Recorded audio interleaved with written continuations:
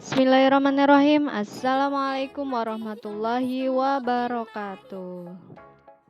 Salam lestari, salam konservasi. Halo sahabat bio, selamat bertemu lagi dengan saya Indah Nurbaiti. Masih dalam pembelajaran biologi. Di video kali ini saya akan membahas materi kelas 10. Masih kelas 10 semester 1 bab kedua, yaitu apa materinya? Materinya adalah keanekaragaman hayati atau biodiversitas. Nah, pada materi ini saya akan membagi menjadi 2 part. Ini part pertamanya. Untuk part pertama, dalam video ini akan dibahas materi keanekaragaman hayati, yaitu dari mulai pengertian, kemudian tingkat keanekaragaman hayati, dan terakhir tipe ekosistem. Kita mulai materi yang pertama, yaitu pengertian keanekaragaman hayati. Apa sih keanekaragaman hayati itu? Dari kata keanekaragaman hayati, kita sudah bisa mengartikan sendiri apa itu keanekaragaman hayati secara singkat. Keanekaragaman sendiri itu kan berarti bervariasi, beragam, atau bermacam-macam. Hayatinya sendiri itu adalah hidup atau makhluk hidup atau organisme. Jadi artinya keanekaragaman hayati dalam arti singkat itu adalah bermacam-macam makhluk hidup atau beragam makhluk hidup atau beragam organisme boleh. Sedangkan arti lengkapnya keanekaragaman hayati adalah variasi organisme hidup pada 3 tingkatan, yakni tingkat gen, jenis, dan ekosistem. Sedangkan keanekaragaman hayati menurut Undang-Undang Nomor 5 Tahun 1994, keanekaragaman hayati ini adalah keanekaragaman di antara makhluk hidup dari semua sumber, termasuk di antaranya daratan, lautan, dan ekosistem akuatik lainnya, serta kompleks-kompleks ekologi yang merupakan bagian dari keanekaragamannya, termasuk keanekaragaman dalam spesies, antar spesies, dengan ekosistem. Jadi intinya arti akhirnya itu hampir mirip. Keanekaragaman dalam spesies itu sama saja dengan keanekaragaman tingkat gen. Keanekaragaman antar spesies itu sama saja dengan keanekaragaman tingkat jenis dan keanekaragaman tingkat ekosistem. Materi selanjutnya itu ada tingkat keanekaragaman hayati. Tadi dari pengertian keanekaragaman hayati sendiri kita bisa langsung menjumpai ada berapa sih tingkat keanekaragaman hayati. Nah, tingkat keanekaragaman hayati ini dibagi menjadi 3.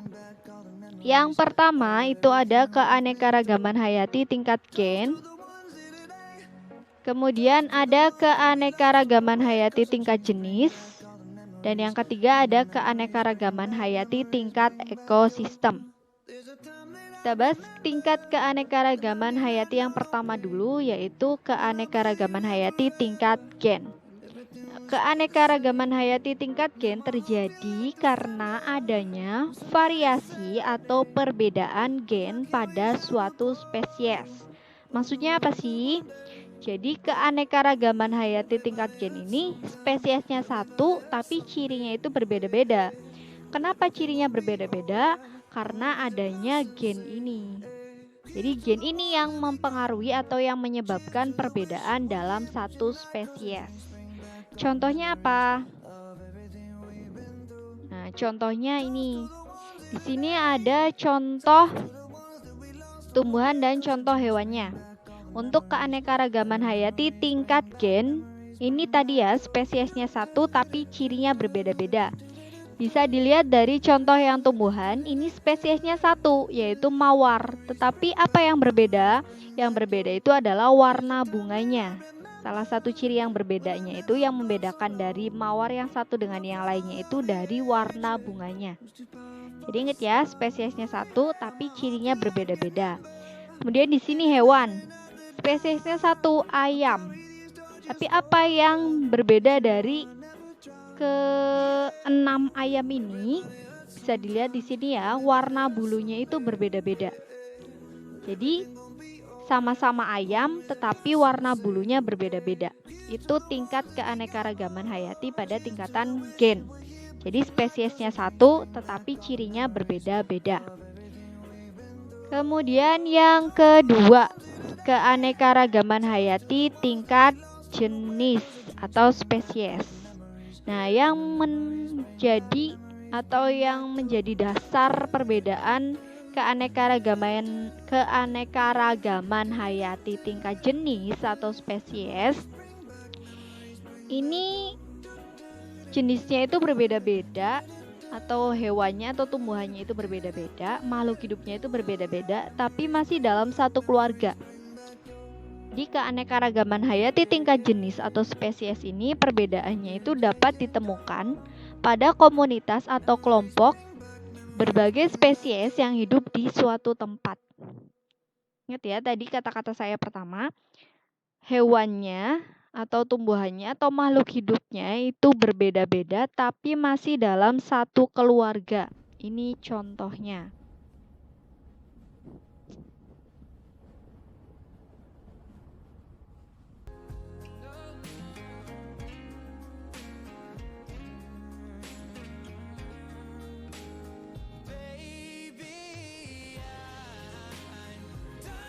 Tingkat keanekaragaman hayati pada tingkatan jenis ini tadi ya.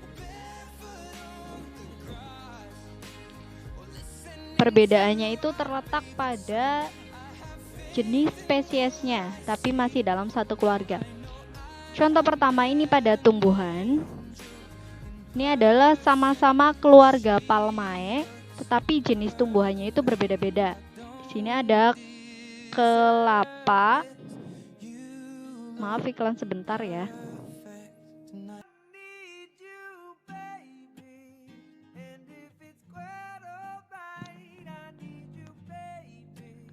Untuk contoh yang kedua, tadi yang pertama ya, di sini ada keluarga Palmae. Jadi satu keluarga Palmae, tetapi jenis tumbuhannya itu berbeda-beda. Ada kelapa, ada pinang, lontar, pinang merah, aren, dan kelapa sawit. Ini yang namanya tingkat keanekaragaman hayati pada tingkat jenis atau spesies. Jadi masih dalam satu keluarga, tetapi jenis tumbuhannya berbeda-beda. Kemudian contoh pada hewannya. Sini masih dalam satu keluarga kucing, tetapi jenis hewannya berbeda-beda. Ada harimau, singa, kucing, dan citah. Sedangkan pada tingkat gen itu hanya satu spesies, tapi cirinya berbeda-beda. Saya ambil contoh di sini kucing misalnya. Nah, kucing ada 3 misalnya, kucing warna bulu merah, orange, kucing warna bulu putih, dan kucing warna bulu hitam. Jadi spesiesnya satu, tapi ciri yang membedakannya itu warna bulunya itu berbeda-beda. Sedangkan pada keanekaragaman tingkat jenis itu satu keluarga, tetapi jenis hewannya berbeda-beda atau jenis tumbuhannya berbeda-beda.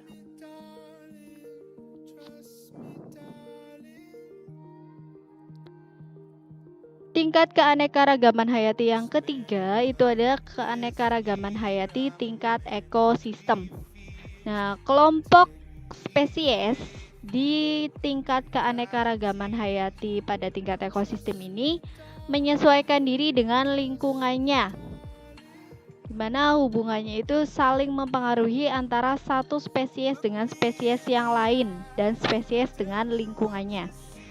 Jadi organisme yang berada di dalamnya itu saling mempengaruhi antar satu dengan yang lainnya. Ekosistem itu dibagi menjadi 2. Ada ekosistem yang terbentuk murni dari alam, kemudian ekosistem buatan yang dibuat oleh manusia. Ekosistem yang murni dari alam atau yang alami itu ada hutan, ada mangrove, Ada pantai, sungai, rawa, dan terumbu karang, dan lain-lain. Kemudian ekosistem buatannya itu ada kebun, sawah, ladang, tambak, dan lain-lain. Lalu contohnya apa? Nah, contohnya kita ambil satu contoh ekosistem sawah. Nah, di sawah itu ada abiotik dan lingkungan biotik. Abiotik itu berarti lingkungan makhluk tak hidup, lingkungan organisme tak hidup. Biotiknya lingkungan organisme yang hidup. Jadi antara abiotik dan biotik itu harus saling mempengaruhi sehingga terbentuk suatu rantai makanan. Itu yang namanya keanekaragaman hayati tingkat ekosistem.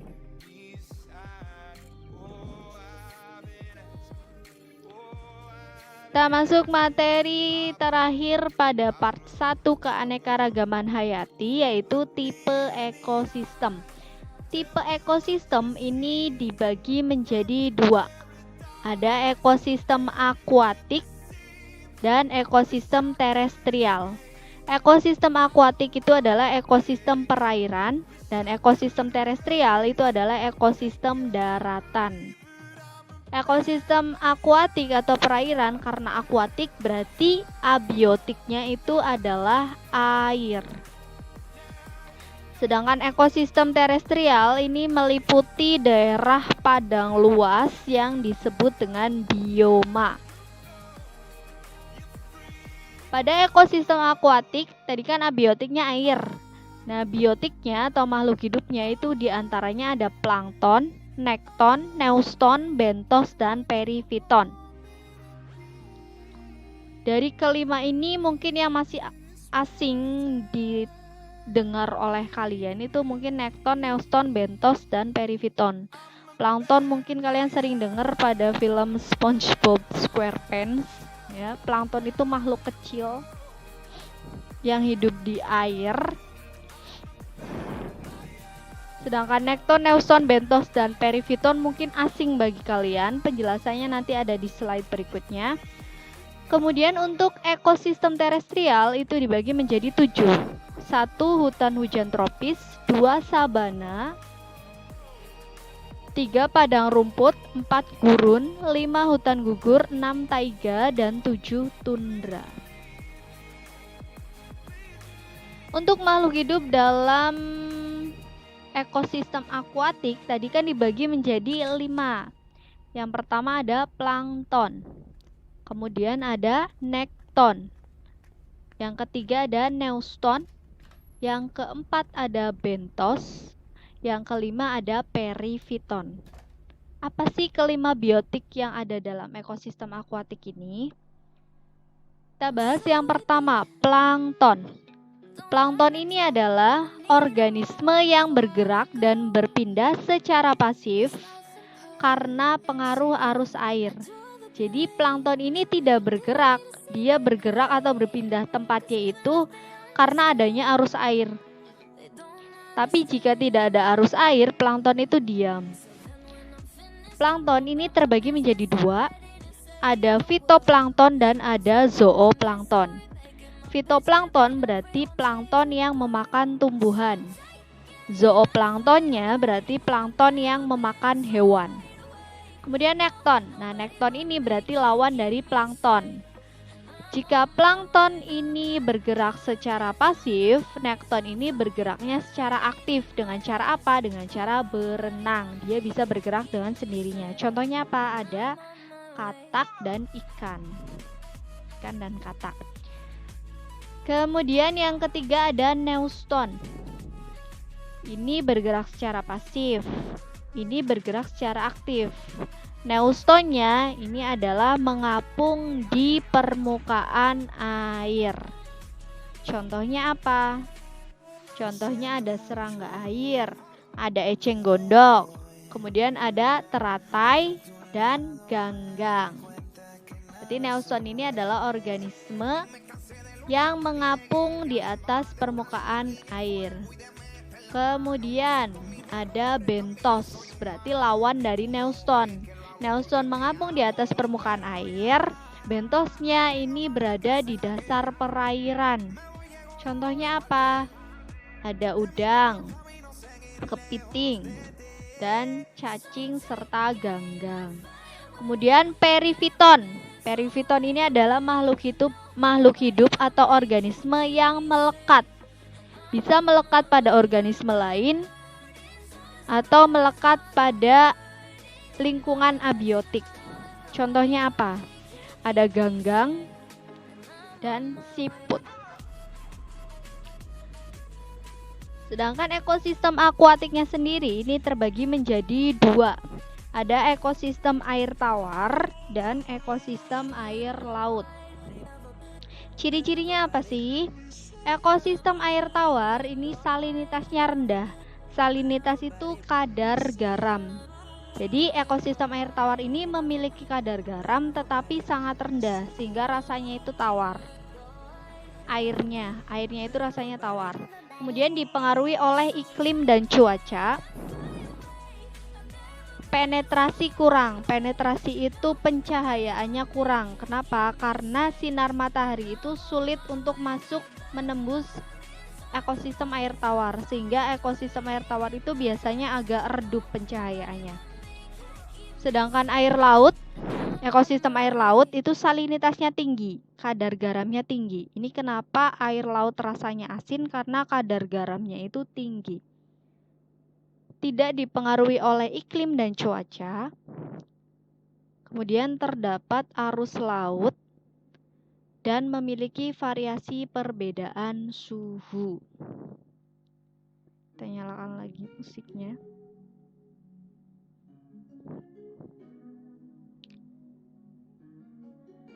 Ekosistem air tawar ini terbagi menjadi dua, ada ekosistem air tawar lentik dan ada ekosistem air tawar lotik. Bedanya apa? Ekosistem air tawar lentik ini adalah ekosistem air tawar yang tenang. Contohnya apa? Danau dan rawa.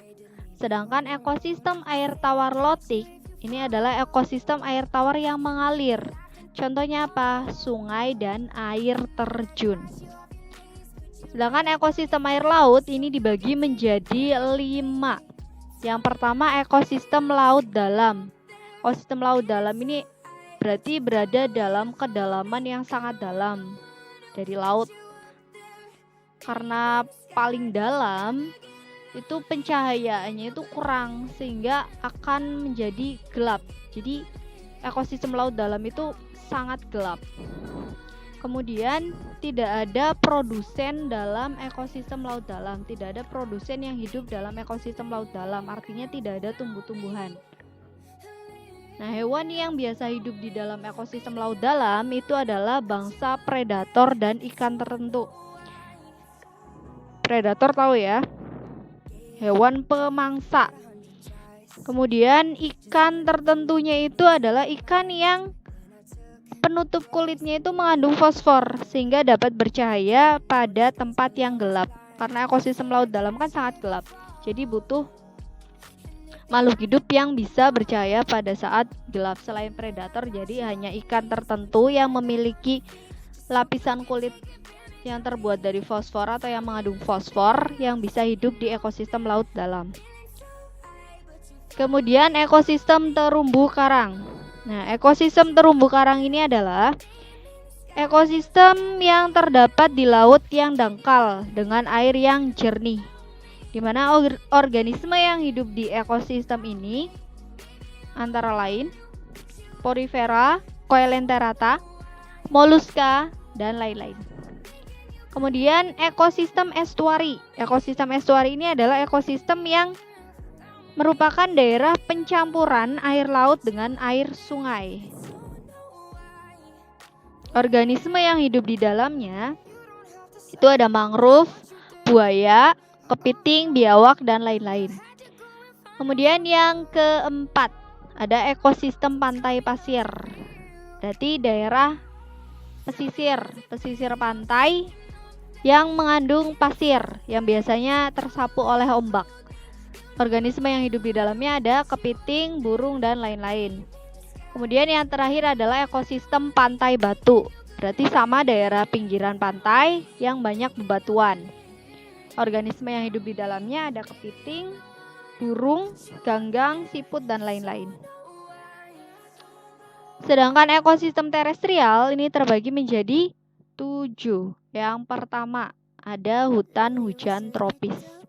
Nah, hutan hujan tropis ini adalah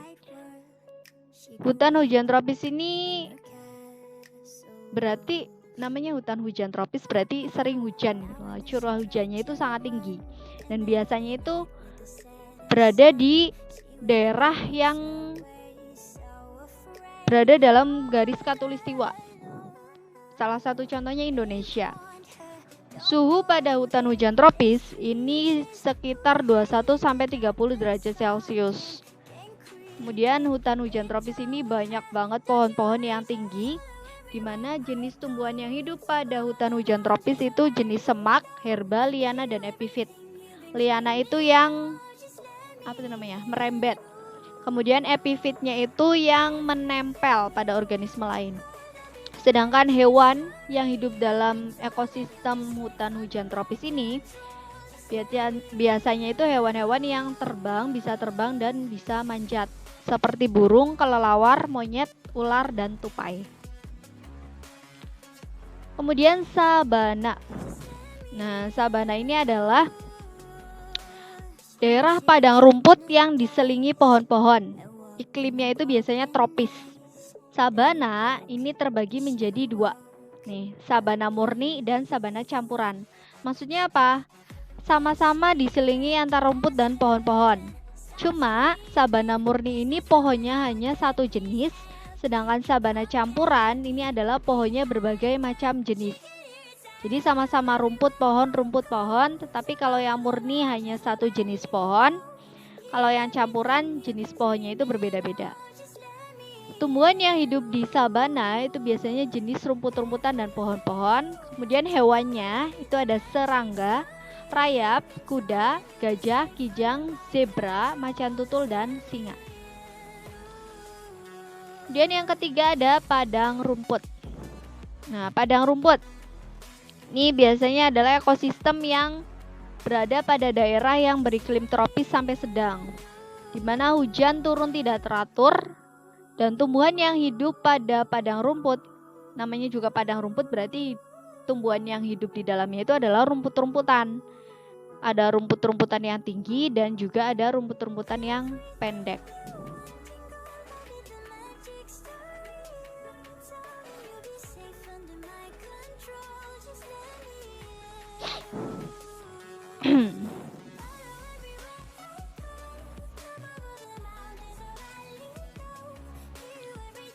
Kemudian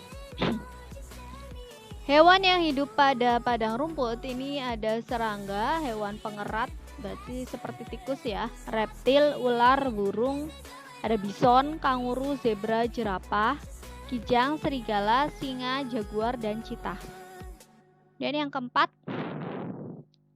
keempat ini ada gurun.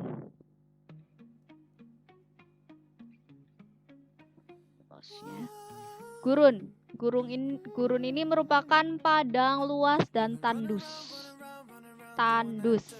Curah hujannya rendah, evaporasinya tinggi, kelembapannya rendah. Evaporasi ini penguapan. Karena curah hujan rendah, evaporasi tinggi, kelembapan rendah, otomatis suhunya itu sangat panas. Nah, tumbuhan yang biasa hidup di gurun ini adalah tumbuhan yang dapat menyimpan cadangan air, atau disebut dengan tumbuhan xerofit. Contohnya apa? Kaktus. Selain kaktus, tumbuhan yang hidup di gurun itu ada kurma dan semak belukar. Sedangkan hewan yang biasanya hidup di gurun itu ada semut, kalajengking, kadal, ular, tikus, burung, dan unta. Kemudian hutan gugur. Hutan gugur ini adalah ekosistem yang biasanya berada pada daerah yang memiliki 4 musim, yaitu musim panas, semi, dingin, dan gugur. Nah, tumbuhannya itu pada saat musim dingin kan airnya membeku, sehingga tidak dapat melakukan fotosintesis. Karena tidak dapat melakukan fotosintesis, otomatis daun yang tadinya hijau akan berubah menjadi warna merah. setelah merah lama-kelamaan menjadi coklat. Nah, pada saat daun berwarna coklat otomatis kan mati ya berarti ya. Nah, tibalah musim gugur. Jadi daunnya itu berguguran ke bawah. Nah, pada saat musim panas, otomatis airnya itu akan mencair kembali. Nah, tumbuhan mencoba menyerap airnya kembali sehingga daunnya akan tumbuh bersemi kembali. Setelah daunnya tumbuh, baru terjadi proses fotosintesis. Karena proses fotosintesis salah satu komponen utamanya atau yang wajib ada pada saat proses fotosintesis itu adalah daun hijau atau daun yang memiliki klorofil. Selain itu harus ada cahaya matahari. Kemudian pada hewannya, biasanya pada saat musim dingin hewan akan melakukan hibernasi. Hibernasi ini tidak aktif bergerak atau biasanya hanya tidur terus sepanjang musim dingin. Salah satu contohnya itu ada hamster dan kelelawar. Sedangkan hewan pemakan bijinya itu biasanya akan menyimpan cadangan makanannya pada lubang persembunyian yang dibuat oleh si hewan itu. Kemudian burung-burung yang hidup pada hutan gugur pada saat musim dingin ini nantinya akan migrasi, berpindah. Kemana? Mencari lingkungan yang suhunya itu lebih hangat. Nah, nanti setelah musim dinginnya usai, burung-burung yang migrasi tadi akan pulang kembali ke tempat asalnya.